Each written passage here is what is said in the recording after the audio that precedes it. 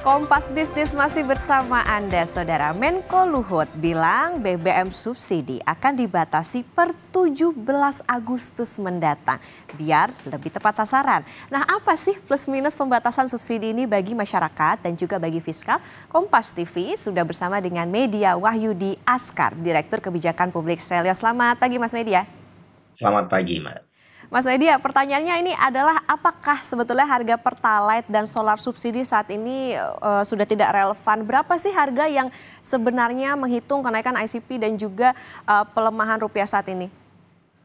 Iya, jadi memang harga Pertalite dan solar subsidi saat ini ditentukan oleh pemerintah berdasarkan harga minyak mentah dunia. Jadi memang harga eceran saat ini lebih murah ya dibandingkan harga sebenarnya.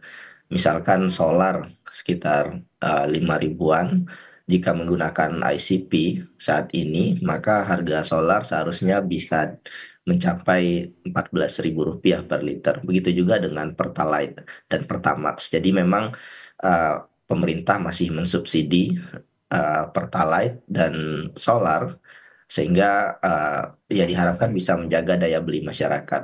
Jadi untuk solar saja misalkan masyarakat memang masih menerima subsidi sekitar 63% dari harga keekonomiannya atau harga realnya.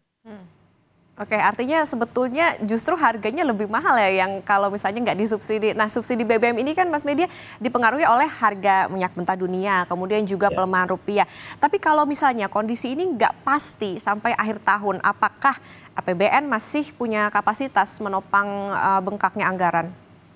Ya, selama ini memang problem subsidi BBM selalu menjadi medan pertempuran antara teknokrat dengan politisi ya. Dari sisi teknokratis memang sudah clear bahwa subsidi BBM itu tidak tepat sasaran. Jadi kalau perhitungannya World Bank itu 59% subsidi BBM itu dinikmati oleh kalangan menengah atas. Jadi sudah clear ada problem salah sasaran di mana subsidi BBM lebih banyak dinikmati oleh orang menengah atas, orang kaya. Namun di sisi lain dari segi pertimbangan politik tidak mudah karena pemerintah tentu saja harus memperhatikan soal stabilitas politik, stabilitas ekonomi dan lain-lain. Jadi memang dalam jangka panjang perlu ada realokasi subsidi BBM secara perlahan. Uh, Tujuannya apa? Pertama memang untuk memperbaiki kondisi fiskal kita hari ini. Jadi untuk tahun 2024 saja subsidi BBM itu mencapai 189 triliun. Diperkirakan mencapai 189 triliun yang artinya hampir setengah dari total biaya perlindungan sosial. Artinya kalau digeser ke program PKH misalkan 50% subsidi BBM kalau misalkan digeser ke PKH maka ada penambahan hitung-hitungan saya itu sekitar 7,3 juta penerima PKH. Artinya subsidi BBM yang tidak tepat sasaran ini sebetulnya bisa dimanfaatkan untuk program kemiskinan ataupun mungkin program-program percepatan ekonomi masyarakat. Jadi memang dalam jangka panjang perlu ada wacana untuk terus memperbaiki struktur fiskal kita karena kondisinya cukup menyedihkan hari ini. Kebijakan fiskal kita hanya berkontribusi 2,5% untuk mengurangi ketimpangan. Itu jauh di bawah Brazil misalkan yang kontribusi fiskal untuk mengurangi ketimpangan mencapai 16%. Jadi dengan kondisi fiskal kita yang sudah semakin berat, sehingga memang pemerintah perlu mencari jalan lain atau mencari sumber-sumber pembiayaan lainnya dan salah satunya lewat realokasi subsidi BBM ini. Tapi memang pemerintah juga harus hati-hati karena BBM ini isu sensitif dan persoalan yang sangat mempengaruhi reputasi pemerintah dan juga secara tidak langsung kalau tidak dipikirkan hati-hati akan mempengaruhi ekonomi masyarakat kecil yang paling terdampak tentu saja. Jadi perlu ada cara-cara yang komprehensif dan sebetulnya ketika dilakukan dengan hati-hati dan memperhatikan banyak faktor ekonomi itu bisa dilakukan.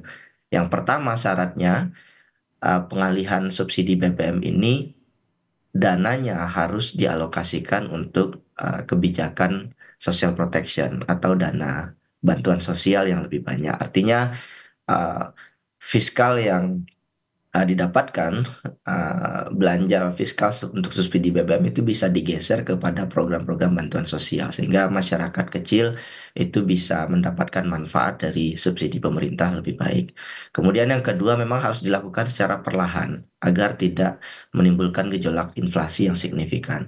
Yang ketiga mungkin penting juga untuk diperhatikan adalah kelompok menengah, karena kelompok menengah juga pasti akan terdampak dan jangan sampai justru mereka kemudian turun ke kelompok masyarakat miskin. Jadi perlu dipikirkan juga ketika subsidi BBM dikurangi, maka subsidi untuk masyarakat kelas menengah juga harus dinaikkan.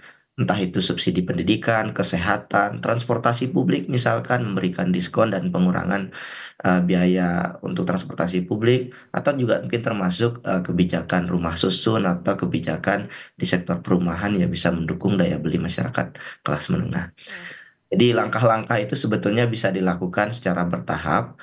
Tentu saja diharapkan tidak mengurangi manfaat yang selama ini diterima oleh masyarakat, tentu saja dengan mengalihkannya kepada program bantuan sosial yang jauh lebih tepat sasaran. Ya memang kalau kebijakannya tidak populis pasti selalu berdampak langsung kepada masyarakat yang tadi juga disoroti soal bagaimana subsidi ini justru tidak tepat sasaran. Nah Mas Media, jadi mana sebetulnya lebih baik membatasi Pertalite dan solar subsidi atau mengalihkan subsidi dari Pertalite ke Pertamax gitu misalnya. Jadi ibaratnya kayak 1 2 pulau terlampaui, subsidi aman, polusi terkendali. Gimana Mas Media? Ya, tapi kalau sebetulnya kalau mengalihkan ke Pertamax justru menambah persoalan ya, karena desil penerima atau yang menggunakan Pertamax itu adalah sebagian besar orang kaya. Memang dari segi jumlah keluarga yang menikmati subsidi seperti Pertamax, dari desil orang kaya itu memang sedikit dibandingkan masyarakat kecil. Tetapi volume yang mereka gunakan itu jauh lebih besar.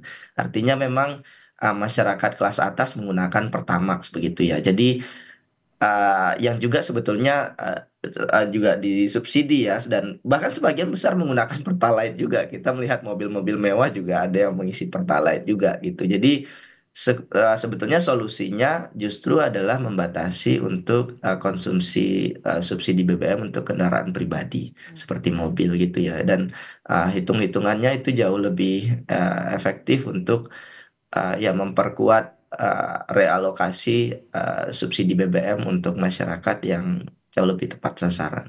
Oke, artinya sudah tepat ya untuk pembatasan BBM subsidi. Tapi kira-kira Mas Media nanti gimana mekanismenya untuk pembatasan BBM subsidi ini? Pengawasannya gitu misalnya, karena kan seperti tadi juga Mas Media mention ya bahwa banyak juga nih yang pakai Pertalite tapi ternyata mobil-mobilnya mewah gitu. Iya, jadi memang harus dilakukan secara bertahap dan kemudian pengalihannya harus diberikan kepada masyarakat kecil ya, masyarakat miskin dalam bentuk bantuan sosial. Artinya kalau kita lihat sebetulnya selama beberapa tahun terakhir pemerintah Jokowi sudah berupaya mengurangi subsidi BBM. Tetapi persoalannya besaran anggaran subsidi BBM itu tidak cukup banyak digeser ke bantuan sosial. Jadi justru bergeser lebih banyak ke proyek infrastruktur yang secara persentase jauh lebih besar dibandingkan kebijakan kebijakan penganggaran untuk bantuan sosial. Karena kalau kita lihat dari segi agregat bantuan sosial di Indonesia, Indonesia itu masih salah satu yang cukup kecil ya dibandingkan negara lain. Jadi ketika itu digeser ke program bantuan sosial dan kalau tepat sasaran, memang secara jangka panjang itu akan jauh lebih baik karena yang menikmati subsidi itu betul-betul adalah masyarakat uh, kelas bawah. Dan memang ini tidak mudah ya. Jadi perlu ada komunikasi publik yang baik dan juga tentu saja perlu ada bantalan sosial ya, jaring pengaman yang harus diperkuat begitu. Karena beberapa waktu terakhir kita menyaksikan banyak sekali perdebatan soal bantuan sosial yang juga tidak tepat sasaran. Jadi ketika alokasi BBM dialokasikan ke bansos misalkan, bansosnya juga tidak tepat sasaran untuk masyarakat kecil ya yang akhirnya tidak mendapatkan bansos itu. Jadi ini memang tidak mudah, ada perlu perbaikan kebijakan dari hulu ke hilir, kerjasama antar kementerian, Kementerian Keuangan, Kementerian Sosial, dan juga mungkin dikoordinasikan oleh Kemenko. Jadi memang ini membutuhkan terobosan politik dan juga tentu saja komunikasi publik yang baik. Artinya pembatasan BBM subsidi ini juga sebetulnya sudah tepat, tapi gimana nih utak-atiknya pemerintah soal nanti penerapannya. Nah, Mas Media, pembatasan BBM subsidi kan juga secara otomatis ya menjaga APBN. Nah, ini kalau Mas Media lihat ada hubungannya nggak sih dengan misalnya ya anggaran makan bergizi gratis gitu tahun depan yang sumbernya atau sumber dananya ini belum jelas? Bagi saya sebetulnya prinsipnya sederhana ya. Ini juga sudah dipahami juga dengan baik tentu saja oleh teman-teman di Kementerian Keuangan dan Bappenas bahwa yang perlu dievaluasi adalah kebijakan yang tidak tepat sasaran. Conditional cash transfer (PKH) misalkan itu sebetulnya jauh lebih efektif mengurangi kemiskinan. Tetapi yang tidak tepat sasaran seperti BBM, kemudian subsidi listrik (LPG) itu memang sangat tidak signifikan untuk mengurangi kemiskinan di Indonesia. Jadi harus diperbaiki. Tetapi memang ketika ini direalokasi kepada bentuk bantuan sosial yang lain, subsidi lainnya seperti makan siang atau makan bergizi gratis, maka juga kita perlu lihat jangan sampai sekarang subsidi BBM sudah tidak tepat sasaran, justru juga digeser ke makan bergizi gratis yang nanti kemungkinan besar juga ada potensi tidak tepat sasaran. Jadi jika itu terjadi, kita hanya mengalihkan satu masalah program subsidi ke program subsidi lainnya. Jadi tentu saja ada kekhawatiran ya dari banyak pihak, termasuk saya sendiri bahwa makan bergizi gratis ini jika tidak dikelola hati-hati, ini juga berpotensi dinikmati oleh desil atas atau masyarakat menengah atas.